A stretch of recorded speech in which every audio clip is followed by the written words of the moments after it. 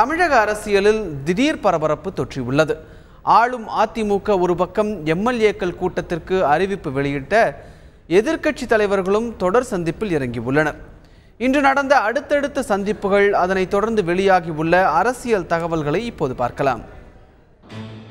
Chennai RK நகர் சட்டமன்ற தொகுதி காலியாகியுள்ளது.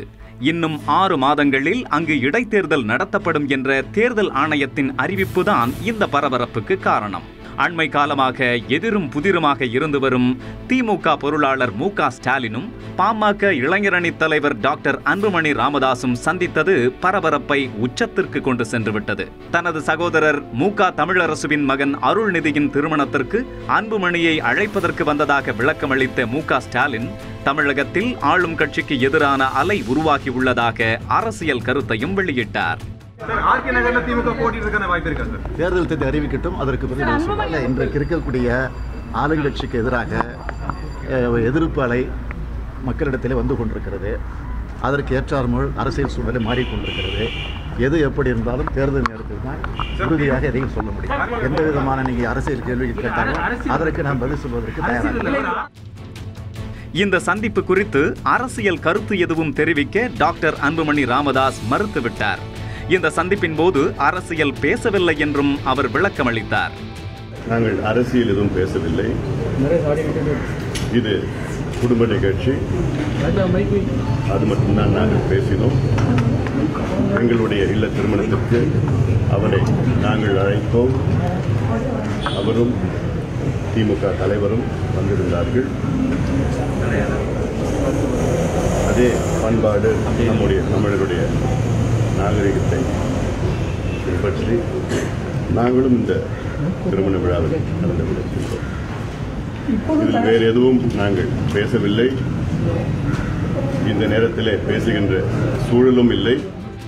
இதனிடையே மதிமுக பொதுச் செயலாளர் வைகோவை புதிய தமிழகம் கட்சித் தலைவர் டாக்டர் கிருஷ்ணசாமி சந்தித்து பேசினார். அண்டை மாநிலங்களுடனான பிரச்சினைக்கு தீர்வு காண அரசியல் கட்சிகளை ஓரணியில் திரட்டுவதற்காக வைகோவை சந்தித்ததாக டாக்டர் கிருஷ்ணசாமி விளக்கம் தந்துள்ளார். இந்த சந்திப்புக்கு பின்னர் செய்தியாளர்களிடம் பேசிய வைகோ, சட்டப்பேரவை தேர்தலில் எதிர்க்கட்சிகள் ஓரணியில் திரளும் வாய்ப்பு உருவாகியுள்ளதாக மு.க. ஸ்டாலின் தெரிவித்திருப்பது அவரது சொந்த கருத்து எனவும் கூறியுள்ளார். தேர்தலை குறித்தோ வேறு அரசியல் குறித்தோ நாங்கள் விவாதிக்கவில்லை. அருமை சகோதரர் ஸ்டாலின் அவர்கள் பத்திரிகையாளர்கள் கேட்டபோது எதிர்க்கட்சிகளெல்லாம் ஒருங்கிணைந்து வருவதற்கான வாய்ப்பு இருக்கிறதா என்று ஒரு நிருபர் கேட்ட பொழுது அதற்கான வாய்ப்பு உருவாகி வருகிறது, தேர்தல் நேரத்தின் போது அது முழுமையாக தெரிய வரும் என்று சொன்னார். அதுதான் அவருடைய கருத்து. அவர் உங்க கேட்ட கேள்விக்கு அவர் பதில் சொன்னார். சென்னையில் அரசியல் நகர்வுகள் இவ்வாறு இருக்க, ஆர்கே நகர் தொகுதி இடைத்தேர்தலில் போட்டியிடுவது குறித்து பாஜக தலைமைதான் முடிவு செய்யும் என்று கோவை செய்தியாளர்களிடம் மத்திய இணையமைச்சர் பொன் ராதாகிருஷ்ணன் தெரிவித்துள்ளார். ஆர்கே நகர் தொகுதியில் அதனுடைய சட்டமன்ற உறுப்பினர் ராஜினாமா செய்திருக்கிறார். ராஜினாமா செய்ததனுடைய காரணத்தை இதுவரைக்கும் அவர்கள் வெளிப்படுத்தவில்லை. மரியாதைக்குரிய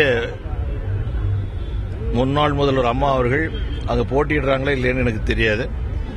அங்கே பாரதிய ஜனதா கட்சி போட்டியிட வேண்டுமா வேண்டாமா என்பதை மாநில பாரதிய ஜனதா கட்சியுடைய தலைமை முடிவு செய்யும்.